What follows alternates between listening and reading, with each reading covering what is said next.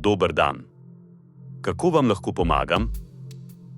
Ali imate sveže sadje in zelenjavo? Ja, imam sveže sadje in zelenjavo. Potrebujete še kaj? Ne, hvala. Samo račun, prosim. Dobro jutro. Kako vam lahko pomagam? Rada bi poslala paket in pismo. Želite paket poslati priporočeno ali navadno? Za pismo pa vam bom dal znamko. Ok, hvala. Paket želim poslati priporočeno. Koliko pa stane priporočeno? Stane 18 evrov. V redu.